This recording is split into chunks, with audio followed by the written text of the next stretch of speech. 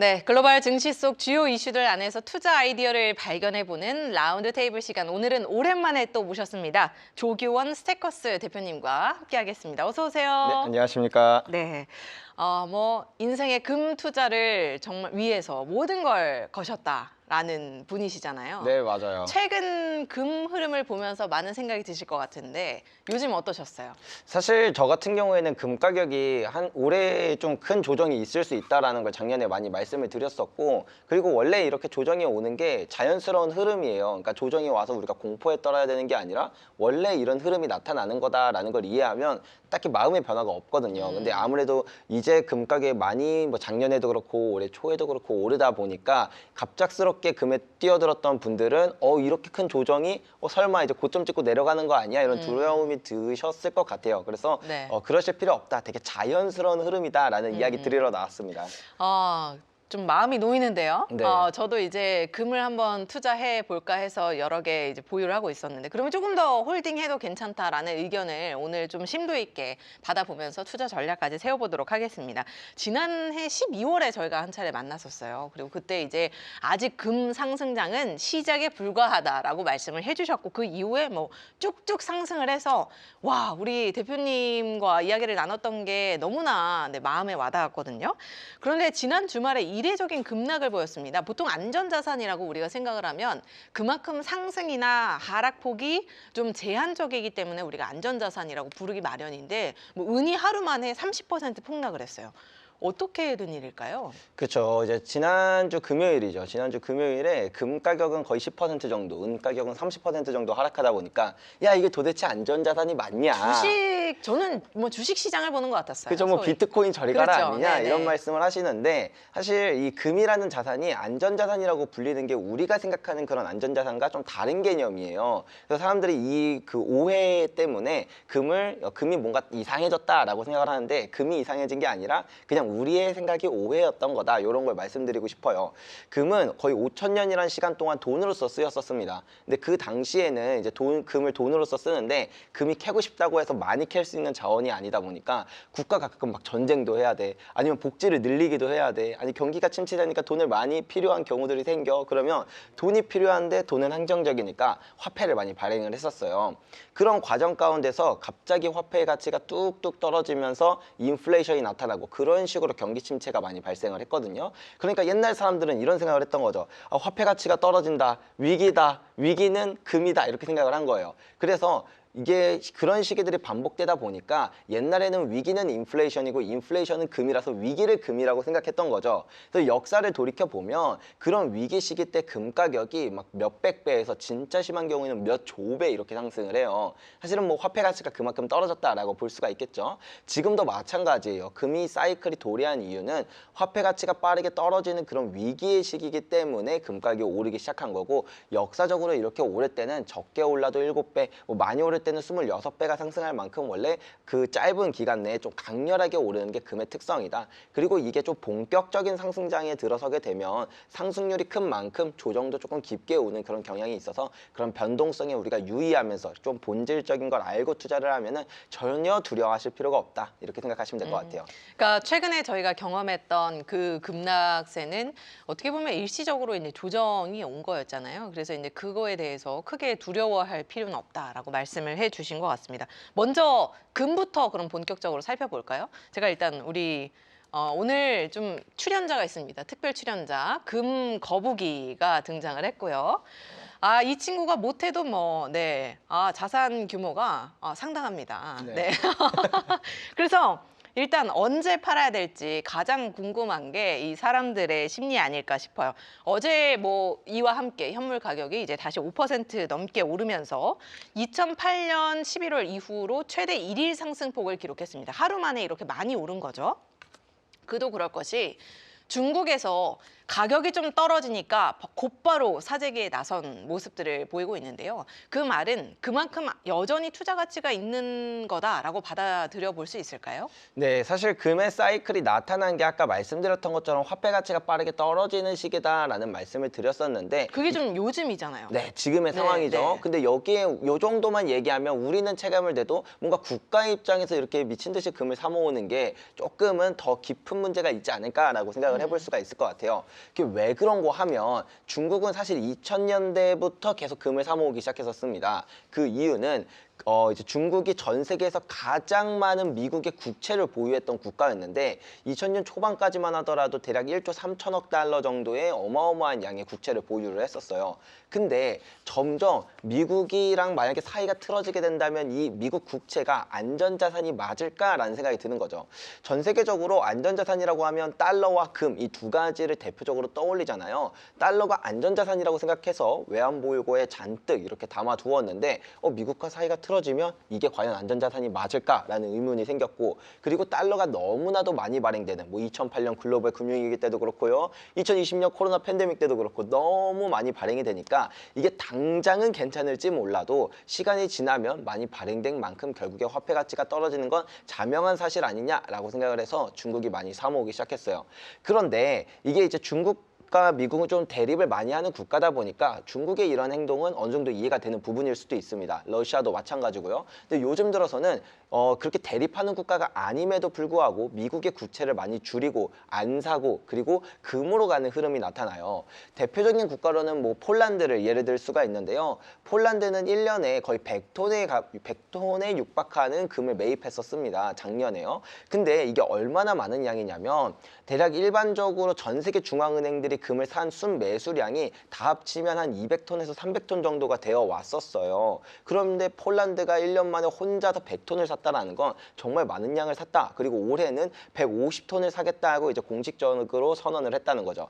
왜 그러냐면 2022년 이제 러시아 우크라이나 사태 이후에 이제 중앙은행들의 금 매입량이 더욱더 급격하게 늘어나기 시작했는데 미국이 러시아의 외환 보유고에 이제 달러 자산을 동결했고 그다음에 스위프트 시스템에서 배제하는 등 달러를 마치 무기처럼 이렇게 사용하기 시작한 거예요. 그러니까 다른 국가들도 생각하는 거죠.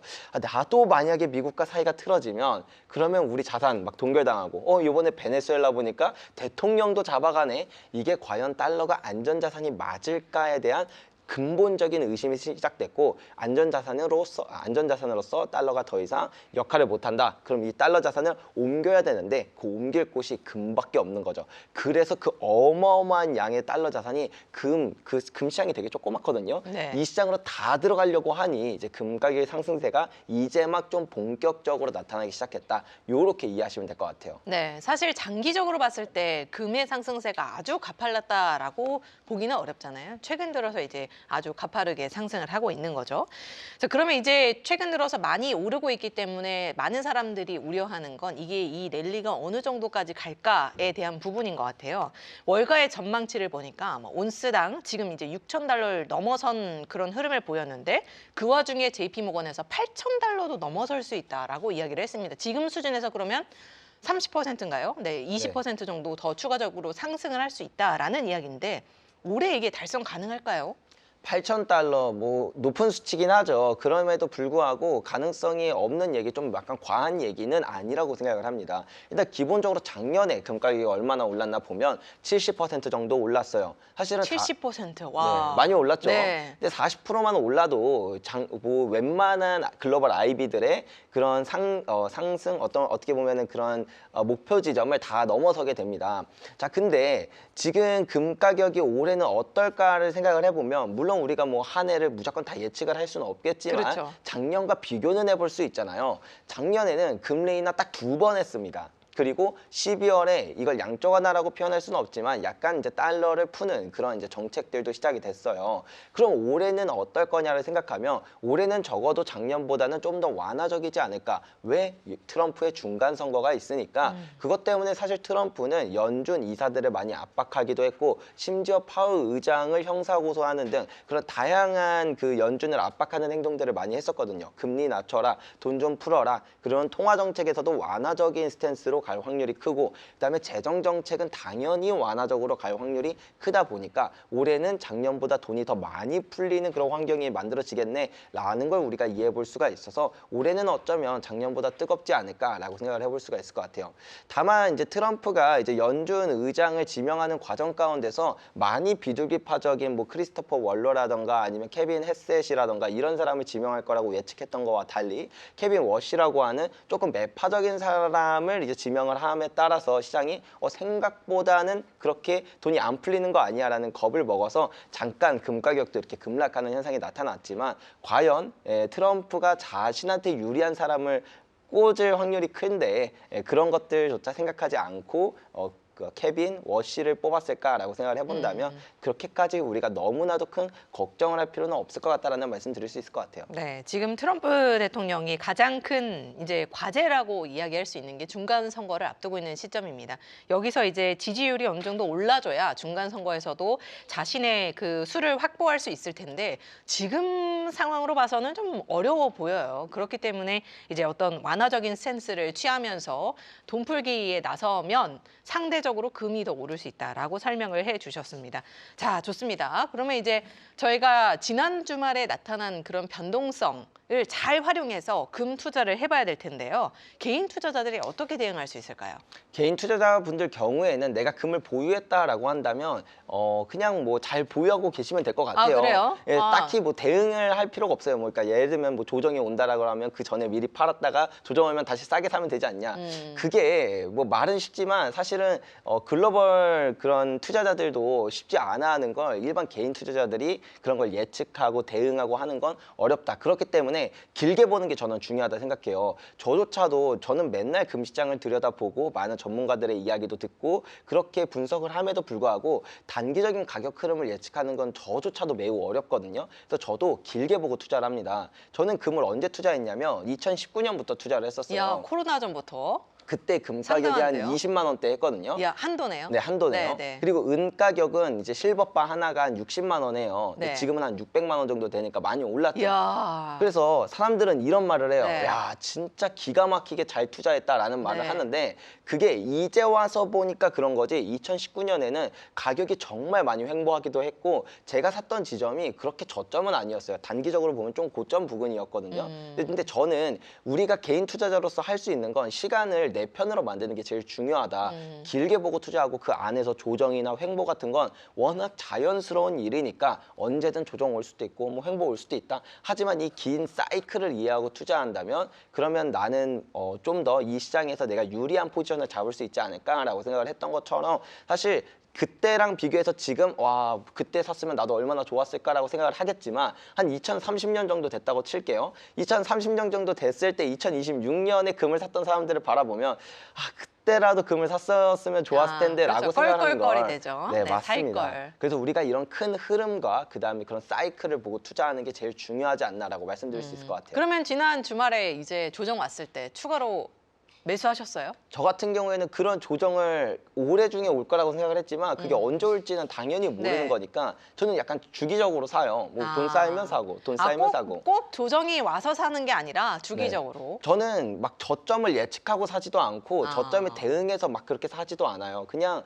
주기적으로 삽니다. 그럼 어쩔 땐 좀 비쌀 때 사기도 하고 어쩔 땐 네. 되게 저렴하게 사기도 하거든요. 어. 그냥 그렇게 사면 그냥 길게 보면 나쁘지 않아요. 그러니까 제가 말씀드렸던 게 제가 그때 이제 2019년에 예를 들면 2029년에 돈당 28만 원에 샀든 24만 원에 샀든 뭐가 중요하냐 이거예요. 이제 90만 원쯤 올라오면 야 28만 원이라도 샀으면은 땡큐지 뭐 이런 생각을 할 거 아니에요. 마찬가지로 그렇죠. 우리도 너무 단기적인 시각을 갖고 있으면 이거 한 10%또 언제 떨어질지도 몰라. 그거 떨어지면 살까? 이런 생각을 하지만 그러면 오히려 상승의 기회를 놓치게 될 수도 있다. 그냥 꾸준히 약간 적립식으로 그러니까 한 번에 투자하는 게 약간 불안하다고 하시다면 적립식으로 분할해서 투자하시는 게 가장 좋을 것 같습니다. 적립식으로 분할해서 한번 접근해 보자. 그러면 금 투자를 하는 방법도 굉장히 여러 가지잖아요. 혹시 실물 금을 사는 건 어떻게 생각하세요? 저 같은 경우엔 대부분 다 실물을 가지고 있어요. 오. 그러니까 제가 갖고 있는 금과 은의 99%가 실물이에요.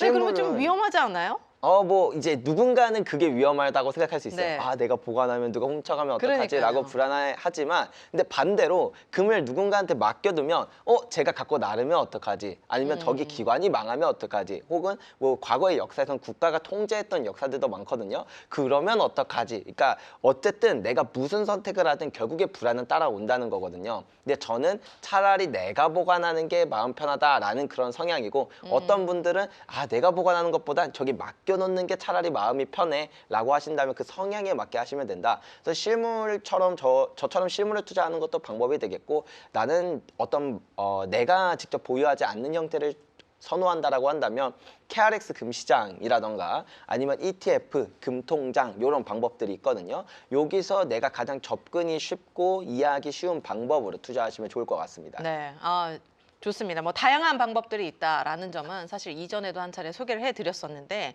이제 실물금, 요즘 뭐 가짜금들이 좀 횡행하게 나타나고 있잖아요. 그래서 어디에서 믿고 구매를 해야 될지 참 걱정이 많이 되시는 분들도 계실 텐데, 우리 대표님 찾아가 뵙고 구매도 가능할까요? 그렇죠. 저희 회사도 금거래소기 때문에 금을 사러 오시는 분들이 많이 와요. 근데 요즘 들어서 더 많이 온다라고 느껴지는 이유 중에 하나가 그래요? 금이 올라서도 있는데, 네. 아무래도 이 가짜금이, 사실 제가 옛날부터 가짜금 관련된 컨텐츠를 좀 올리긴 했었거든요. 네. 일반인도 쉽게 구별하는 법 뭐 이런 식으로 해서 쇼츠 같은 거 올렸어요. 요즘 텅스텐을 섞어가지고 이제 네. 금처럼 보이기 위해서 그렇게 이제 가짜금을 만드는 사례들이 늘고 있다고 하더라고요. 네, 맞아요. 그래서 이게 옛날에는 이제 뭐 가짜금이라고 해봤자 뭐 철로 만든다던가 구리, 납, 아이언 뭐 이런 걸로 만드니까 구별이 되게 쉬웠어요. 일반인도 충분히 구별할 수 있는 방법들이 있었거든요. 근데 요즘에는 이 방법이 점점 악랄해서 텅스텐을 하면 어떤 일이 벌어지냐면, 원래는 이제 대표적인 방법이 자석을 대보는 거예요. 그러면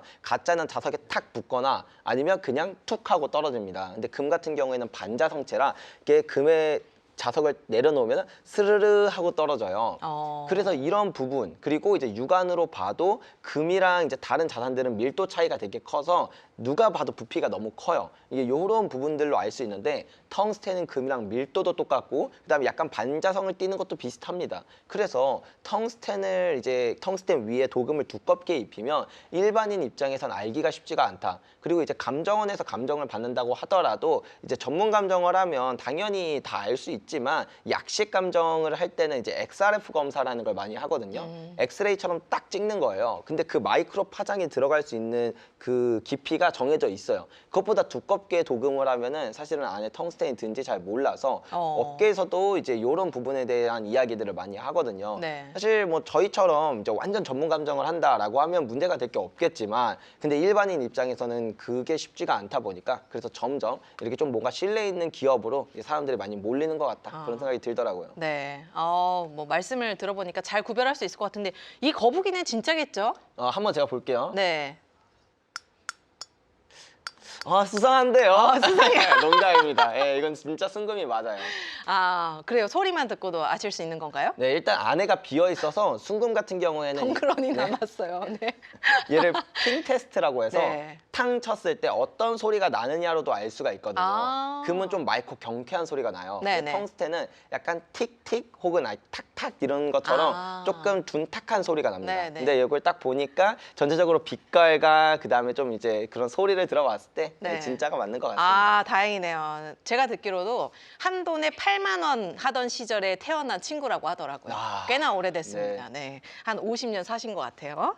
네. 그러면 이제 추가적으로 이렇게 금 실물을 사는 것도 좋지만 관련주를 사는 방법도 있을 것 같아요. 뭐 금 채굴 기업이라든지, 이제 예를 들어서 뉴몬트가 가장 또 잘 알려져 있는데, 이런 채굴 기업에 투자하는 건 어떻게 생각하실까요? 실제로 그 워렌 버핏이라고 하죠. 그렇죠. 전 세계에서 버핏 가장 네. 유명한 그 워렌 버핏이 금을 투자하지 않는 이유가 이자나 배당을 주지 않기 때문이다라고 이제 많이 알려져 있는데, 그런 워렌 버핏조차 금을 투자했던 때가 있었어요. 그게 바로 금을 캐는 기업에 투자를 하는 거죠. 그러니까 금은 갖고 있으면 뭐 이자나 배당이 안 주고 그냥 금 가격이 오른 만큼만 수익이 나는데, 금을 캐는 기업에 투자를 하면 금 가격이 오를수록 영업이익률은 더 드라마틱하게 변하고, 거기다 이 배당 같은 것도 꾸준히 주다 보니까 더 좋지 않을까, 이렇게 생각을 해볼 수가 있을 것 같아요. 말씀하신 것처럼 가장 대표적인 기업은 뉴몬트가 있고, 워렌 버핏이 투자했던 이제 베릭골드도 되게 유명한 기업이고요. 일단 이런 금강주들을 다 투자할 수 있는 뭐 GDX라는 ETF도 있으니까 이런 것들도 한번 고민해 보시면 좋은데 기본적으로 이런 금광 기업들도 금이랑 사이클을 똑같이 따라가기는 한다. 거기다가 이제 상승 사이클만 두고 봤을 때는 상승률도 조금 더 높은 측면도 있어요. 배당도 또 따라오고요. 그렇기 때문에 이런 것들을 생각한다면 금광주 투자도 되게 괜찮다 볼 수가 있겠고 우리나라 같은 경우에는 금광주는 아니지만 좀 금과 연계된 기업은 뭐 IT센이라던가 아니면 이제 옛날에는 엘컴텍이라는 기업도 이렇게 많이 편승이 되어 있었던 것 같고 그다음에 고려아연 뭐 이런 그다음에 LS 이런 기업들은 정년을 하는 기업이다 보니까 이런 기업들도 이제 금과 많이 연계된 기업들이다 이렇게 생각하시면 될 것 같아요. 네, 금에 투자할 수 있는 방법이 사실은 상당히 많았네요.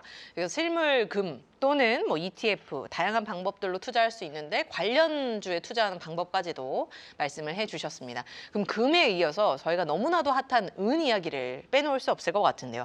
아, 은은 뭐 금에 비해서 항상 좀 아픈 손가락 아니었나요? 아, 은은 왜 이렇게 안 갈까 하는 생각이 들었는데 말씀해 주신 대로 뭐 이게 거의 100배 수준으로 오른 셈입니다. 하루아침에 그런데 30% 가까이 급락하면서 최근에 아, 역시나 은은 변동성이 너무나 큰 거 아니야? 라는 생각을 들게 만들었는데요. 저희가 이 시점에서 추가적인 상승 기대해 볼 수 있을까요? 일단 그 변동성이 크다라는 것 자체가 이제 금이 본격적인 상승장이 시작됐다라는 증거예요. 네. 그러니까 역사적으로 보면 금과 은은 가격 상승폭을 똑같이 가격 상승 사이클을 똑같이 가져갑니다. 근데 은은 항상 금보다 더 높은 상승률을 가져갔었어요. 아. 자, 요렇게만 보면 사람들이 네. 착각하는 게 하나 있어요. 아, 은은 항상 매년 금보다 많이 오르는구나. 이렇게 생각을 하는데 실제로는 그렇지 않아요. 실제로는 어떻냐면 상승 사이클이 보통 10년 정도를 가져갔거든요. 짧게는 9년, 길게는 13년 정도를 가져가는데 그때 이 전체 상승 사이클의 초반부에는 금이나 은이나 상승률이 비등비등해요. 오히려 은이 금보다 더 못 오르는 때가 많거든요. 근데 이게 중반부를 넘어서 본격적인 상승장이 들어가면 그럼 금보다 압도적인 수준으로 은이 많이 올라요. 이제 작년 같은 때를 예를 들 수 있는데 작년에 이제 금이 한 70% 오를 때 은은 150%가 올랐거든요. 이런 것처럼 은이 이제 금보다 훨씬 더 오버퍼폼하는 현상이 나타났다. 그러니까 변동성이 훨씬 더 커졌다라는 건 이것 자체가 금이 이제 본격적인 상승 사이클에 들어갔다라는 의미이기 때문에 이제부터 앞으로도 변동성은 더 커지겠지만 그 과정만큼 금과 은의 상승 사이클도 가파르게 올라가는 모습을 목격하시게 될 거다. 이런 말씀 드릴 수 있을 것 같아요. 네, 그러면 10년 말씀을 해주셨는데 좀 짧게 여쭤보면 뭐 9년에서 13년 사이라고 하셨잖아요. 지금 어느 정도 그 사이클이 시작이 됐고 이어지고 있는 상황 속에서 어느 정도 단계에 왔다고 보시나요? 지금은 2019년부터 대략 2030년 정도까지 이어지는 사이클이기 때문에 그 전체 사이클의 2026년은 절반을 넘어서 이제 본격적인 상승장이 시작되는 그 지점이다. 요렇게 생각하시면 될 것 같습니다. 네, 좋습니다. 그러면 이제 이 사이클을 타고 투자할 수 있는 방법을 또 찾아봐야 될 텐데요. 현물이나 뭐 ETF 또는 상승을 확신한다면 레버리지에 투자하는 방법도 있습니다. 은을 투자할 때는 어떤 방법이 가장 좋은가요? 뭐 역시나 골드바처럼 실버바가 제일 좋은 방법일까요? 저 같은 경우에는 실버바를 선호하기는 해요. 근데 이제 실버바를 투자할 때 두 가지 문제점이 있죠. 첫 번째는 아까 금 얘기했던 것처럼 도난의 문제. 그리고 두 번째는 금보다 부피도 크고 그다음에 더 양이 많기 때문에 뭔가 이제 내가 보관하는데 너무 불편하지 않을까라고 생각을 하기 때문에 그럼에도 불구하고 실물을 좀 선호하시는 분들은 이제 은 실물을 이제 실버바 같은 거, 실버코인 투자하셔도 되고 나는 그런 거 너무 불편해라고 하신다면 대표적으로는 ETF가 있으니까 우리나라에 상장된 ETF도 있고 해외 상장된 ETF도 있는데 미국 상장된 ETF가 세금 측면에서 조금 더 유리한 것도 있어서 그런 것들 같이 고민하면서 ETF 투자를 하시면 좋을 것 같습니다. 네, 좋습니다. 금과 은에 투자할 수 있는 방법에 대해서도 정말 많은 내용들을 들었고 그리고 또 아직까지 걱정할 만한 그런 시점은 아니다라는 말씀으로 저희를 정말 안도시켜 주신 것 같아요. 오늘 말씀 잘 들었고요. 저희 이야기는 오늘 여기까지 듣도록 하겠습니다. 오늘 말씀 고맙습니다. 네, 감사합니다.